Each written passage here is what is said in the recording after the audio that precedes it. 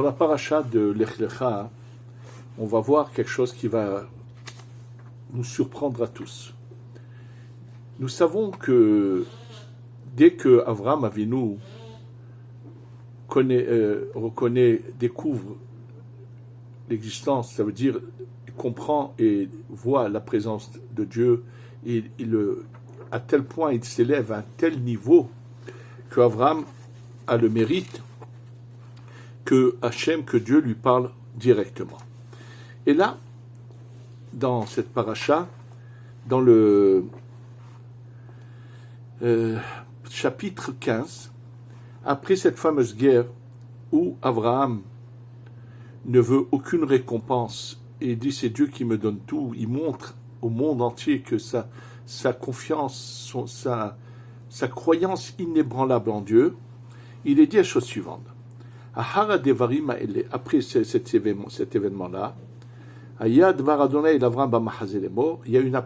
apparaît à Abraham en lui disant, c'est-à-dire en venant lui dire, n'aie pas peur Abraham, je te protège, ta récompense est fabuleuse, c'est-à-dire tu as beaucoup de récompenses. Et là, Abraham dit à Kadosh Baruch Hu, tu me donnes tout ce que tu veux, mais je n'ai pas de descendance. Et si je n'ai pas de descendance, chez qui tout cela va aller? Et qui c'est le seul qui est ma descendance aujourd'hui? C'est mon serviteur. Il s'agit de Eliezer, qui lui en fait gère totalement tout. Et il l'appelle ici Damesek Eliezer. Et une des explications mentionnées dans la Gemara, c'est que lui, tout ce qu'il a reçu comme enseignement d'Akadosh Baruch Hu, il le redonne aux autres. Donc, il est vraiment leur continuation. Et c'est ce qu'il lui dit. Il lui dit, celui qui va me mériter, c'est... Donc, il pense que c'est Eliezer qui va être sa continuation. Et là, Dieu lui répond, Vine dvar Adonai elav lemor. Dieu répond à Abraham en disant, donc Dieu parle avec Abraham même d'une manière, dans une vision comme vous voulez, mais il lui parle en lui disant, Lo yirashrazé, c'est pas lui qui va t'hériter, celui qui sortira de tes entrailles, ça veut dire un enfant qui va naître de toi, c'est lui qui va être ton héritier. Et donc ensuite, Dieu le fait sortir, lui montre les choses et lui dit, regarde, tu peux compter les étoiles? Non. Sache que ta descendance ne pourra pas être comptée, elle sera comme ça, innombrable. Et le verset d'après, qui est le verset 6 de ce 15e chapitre, est surprenant. Pourquoi? C'est marqué Ve'emin Badonai.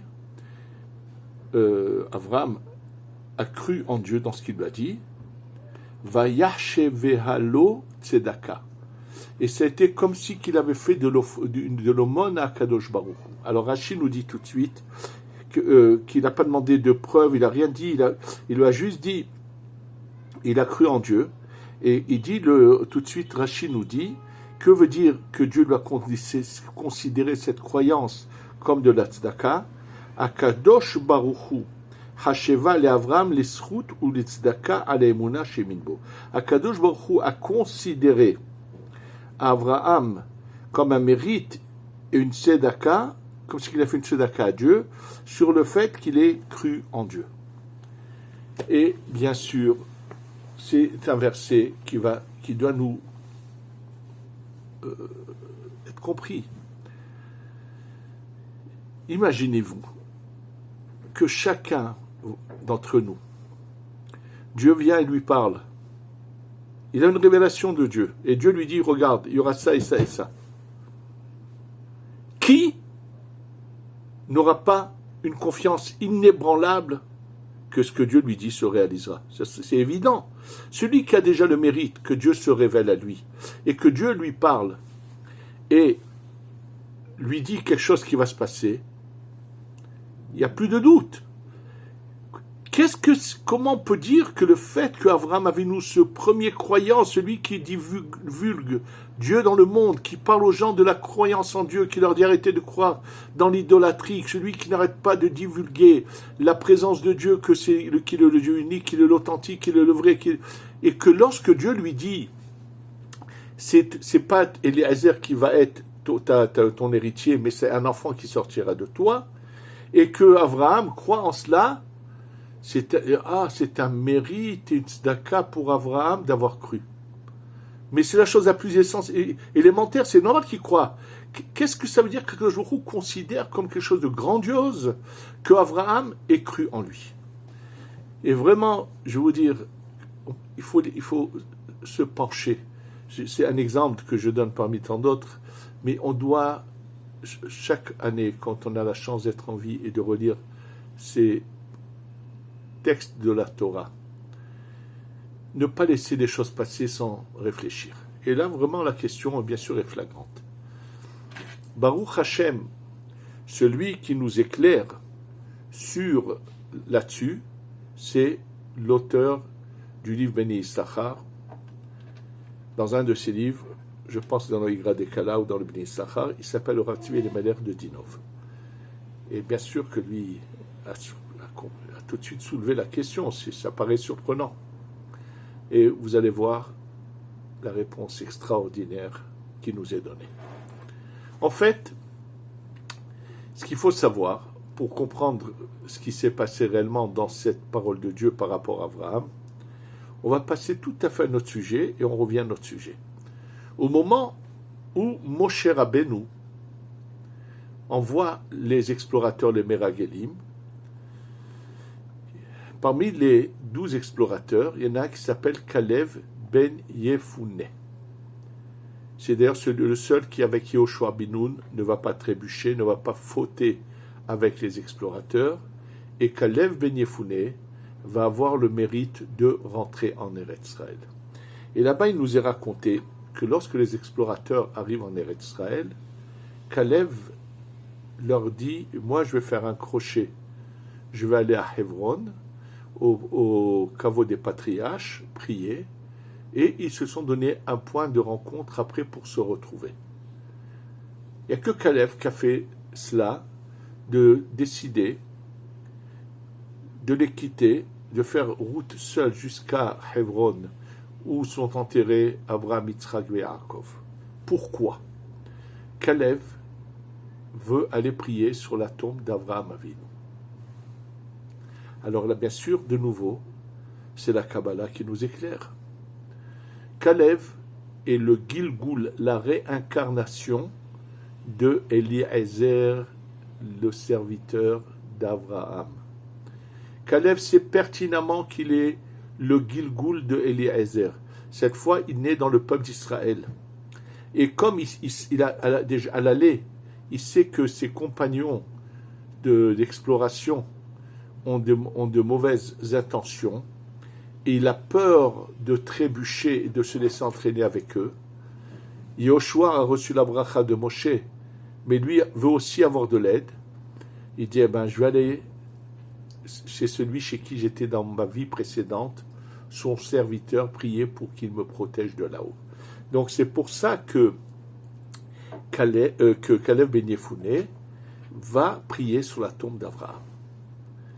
Alors, sachez que Abraham, au niveau où il est, où Dieu lui parle, même si ce n'est pas des visions, il a déjà une vue de l'avenir, mais bien sûr pas dans le détail global. Et voilà que Abraham voit que ce Eliezer, ce serviteur, est son descendant. Donc pour lui, c'est l'évidence que c'est ça le choix de Dieu, que tout ce qu'il a reçu va passer à Eliezer, et Eliezer va être la continuation. C'est-à-dire que c'est de lui que va sortir le peuple d'Israël. C'est la vision qu'il a Abraham, il le voit, il a cette vision. Et qu'est-ce qu'il lui dit à Kadosh Baruch Hu? Non. Non, tu te trompes. C'est pas Eliezer, ça va être un enfant qui sort de toi. Abraham est confronté à une contradiction. Il a devant lui une vision de Dieu, que Eliezer est son descendant, donc pour lui ça veut dire que c'est lui qui va l'hériter. Et Akadosh Baruch Hu lui dit non, c'est faux. Mais qui lui a donné ces visions à Abraham? C'est Akadosh Baruch Hu. Alors il lui donne une vision et il lui dit l'inverse.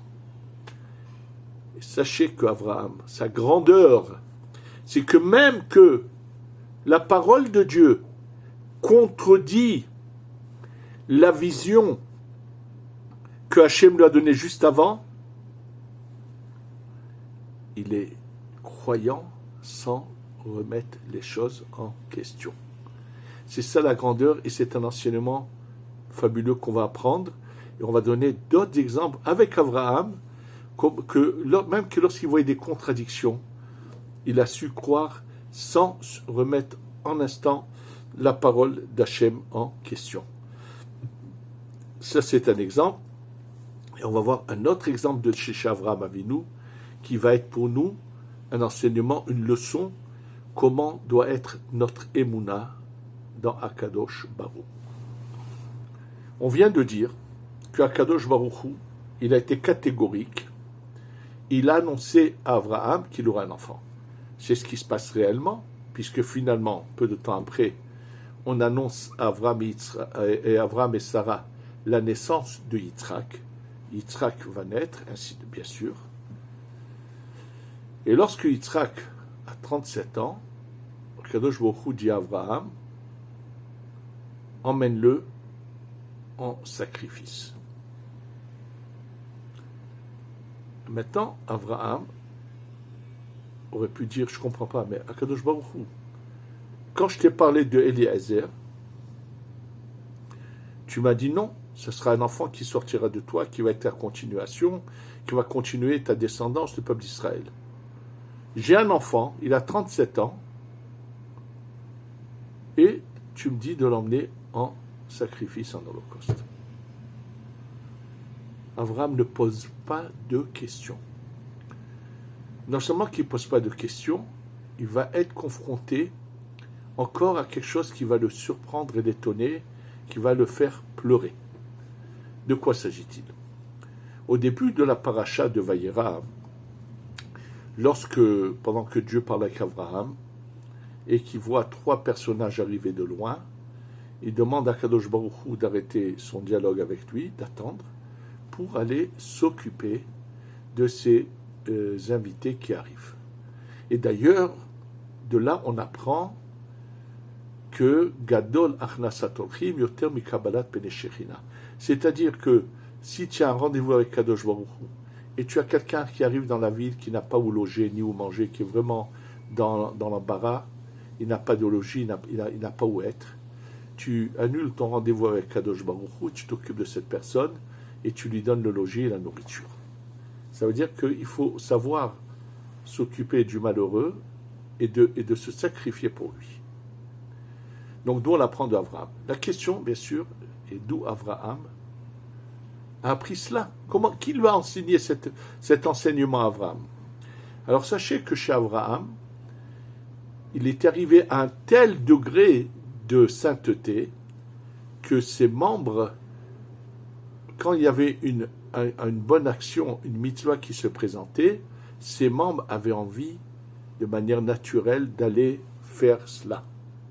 Et lorsque se présentait à lui une interdiction, quelque chose qu'il ne faut pas faire, ses membres avaient d'une sorte de... Ils étaient lourds, ils n'arrivaient pas à bouger, ils n'arrivaient pas à avancer, et à faire des choses, il fallait se forcer.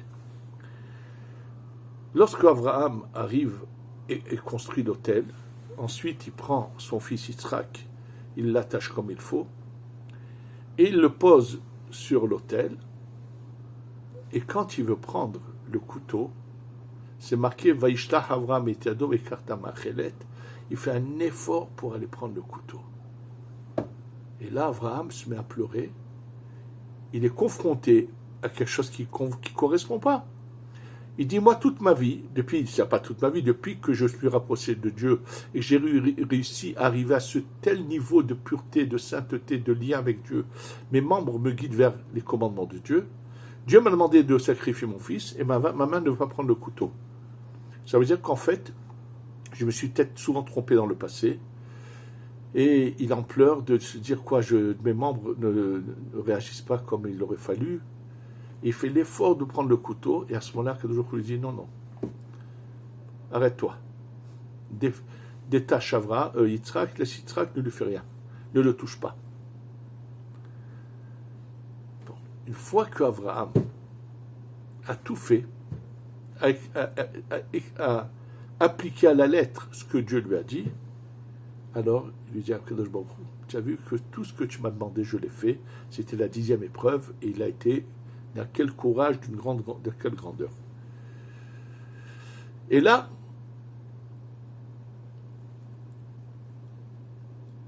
il dit à Kadosh Baruch Hu, je pourrais avoir des explications. Tu as vu, j'ai fait tout ce que tu as voulu. Mais j'ai des questions. Quand j'ai pensé que c'était ma continuation, tu m'as dit non. Que ce serait un enfant qui sort de moi. J'ai eu un enfant, voilà, Yitzhak. Et puis un beau jour, tu me dis, allez, va le sacrifier.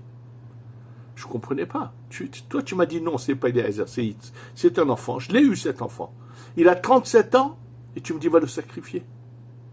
C'est incompréhensible. Je le fais quand même.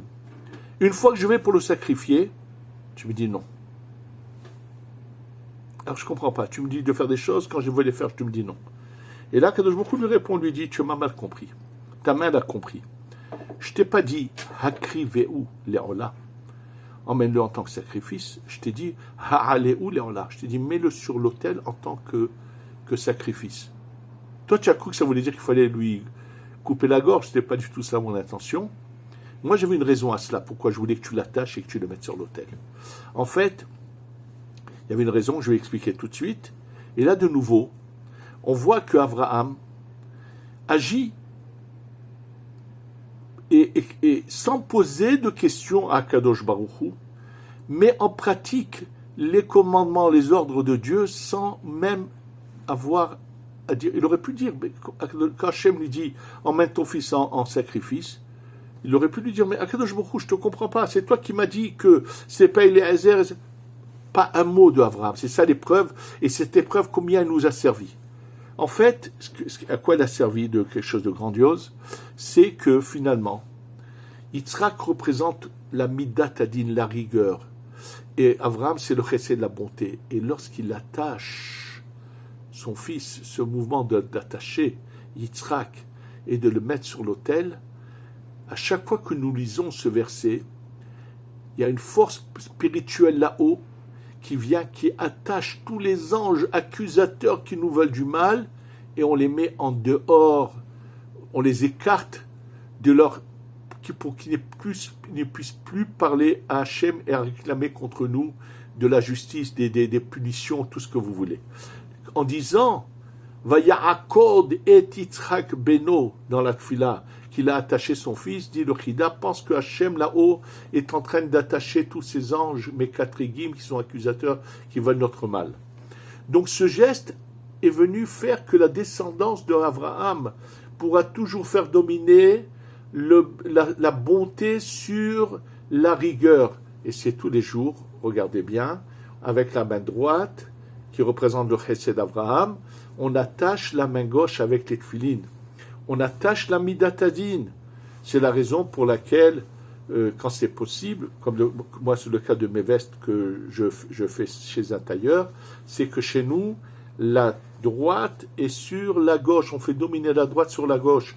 Pareil avec les lanières des tfilines de la tête, où la droite est plus longue que celle de gauche. Donc il y a une conséquence extraordinaire. Chaque année à Rosh Hashanah Kippour, on mentionne le sacrifice d'Abraham qui a été prêt d'apporter son fils, bien qu'il avait à redire, il l'a fait sans dire quoi que ce soit. Et de nouveau, on est confronté à Abraham qui suit à la lettre ce que Hachem dit, même quand il ne le comprend pas. Il est vrai que souvent dans la vie, on est surpris, on a des questions. Pourquoi Hachem fait ci? Pourquoi Hachem fait cela? Qu'est-ce qu'il me veut à Kadosh Baruch? Sachez que le Chafetz Chaim dit quelque chose de très beau. Il dit, lorsque les frères de Yosef descendent en Égypte acheter de la nourriture, ils ne s'imaginent pas l'ombre d'un instant, le moindre, vraiment, ils imaginent dans leur plus grand, leurs rêves les plus lointains qu'ils sont en face de leurs frères. Donc pour eux, ils sont en face d'un Égyptien qui sert à tout le monde qui vient acheter de la nourriture, les sert, et avec qui il n'arrête pas de faire des problèmes, de les embêter, vous savez, tous les événements qui se sont passés, où il met Shimon en prison, après il veut prendre Binyamin, ils ont des souffrances, ils ne comprennent pas, mais pourquoi? À nous, il s'en prend après nous. D'accord, on a fauté, mais lui, qu'est-ce qui se passe? Pourquoi cet homme-là s'en prend à nous? Nous, on mérite de Dieu, mais qu'est-ce que lui, il a à faire avec nous? Comment il sait tout ça? Ils ont des questions sans réponse à l'attitude de celui qui est en face d'eux. Et au moment où Yosef leur dit « Ani Yosef, c'est moi Yosef », à ce moment-là, tout s'explique. Oh là là, maintenant on comprend tous les événements, tout a posteriori se comprend et s'explique. Dit le Chafetz Chaim, il est vrai que dans la vie, on a souvent des questions, on a souvent des épreuves, des moments durs, et on ne les comprend pas. Il dit, mais sache une chose, avec la venue du Mashiach, lorsqu'Hachem dira le mot Ani Hachem, c'est moi Dieu, il dit à ce moment-là, on aura une vision où tout va être clair, on va voir toutes nos vies, où on était dans le monde du Tohu, les vies qu'on a vécues dans ce monde, tout notre parcours, et tout d'un coup, on va voir que tout a une signification, tout a un sens, et que c'était comme ça qu'il fallait que ça se passe. Il faut que vous le sachiez, que lorsqu'on est capable, à tout moment, on ne demande aucune épreuve, que Dieu préserve, c'est sûr qu'on ne veut pas des épreuves. Mais lorsqu'il arrive des moments difficiles, se rebeller n'aboutira à rien. Ça ne fera que détruire la personne. C'est Dieu qui décide, c'est Dieu qui gère. Il y a beaucoup de choses qu'on ne comprend pas. Beaucoup d'événements dans l'histoire qu'on n'arrive pas à comprendre, qu'on comprendra peut-être que le jour viendra le Mashiach. Mais on n'aura jamais d'explication. Mais on ne doit pas pour autant affaiblir notre émouna, notre croyance, notre lien avec Hachem, au contraire. Savoir dire à Hachem, même si je ne comprends pas, je t'écoute à la lettre, je te suis. On a été créé, on a une vie pour arriver à un but. Il ne faut surtout pas perdre notre vie, perdre notre existence. Savoir être soumis à Hachem, avoir cette émouna que tout est de lui, même si on en souffre. Je ne dirais pas qu'il faut danser ou chanter parce qu'on a des souffrances, c'est complètement faux, et qu'on n'emmène pas des psukim de la Torah, que les gens ne se sont même pas donné la peine de regarder dans Rashi, ou lorsqu'il est dit parce que tu n'as pas servi Dieu dans la joie, il dit Rashi, alors que tu avais tout le bien. On ne reproche qu'à celui qui avait tout que du bien de s'être détaché d'Hachem. On ne reproche en aucun cas à quelqu'un qui a des souffrances de ne pas avoir réussi à servir Hachem dans la joie, pas du tout. Mais la soumission, accepter et être ma'amin et croire que tout vient d'Hachem. Et qu'un jour, bien sûr, avec la venue du Mashiach, on aura l'explication. En attendant, c'est tous les jours en se levant, lui disant, on lui dit à quel coup, Al tevi otanu lide nisayon, velo lide bisayon. Ne nous emmène pas à l'épreuve, parce que si après on trébuche dans notre épreuve, on aura honte d'avoir trébuché. Donc on lui demande tous les jours, on lui demande, ne nous éprouve pas, Kadosh Baruch. Bien sûr, c'est notre plus grande prière, c'est qu'on puisse le servir dans la joie sans épreuve. Mais tout ce qui s'est passé jusqu'à cet instant, savoir que même si on ne le comprend pas, que notre émouna soit forte, et que Bekarov, quand on aura la Géoula, tout sera clair, mais qu'on aura au moins réussi, qu'on n'aura pas perdu notre existence, et qu'on ait la Géoula Shlema Shtavo, Bimhera, Beyamenu, Amen, Ve Amen.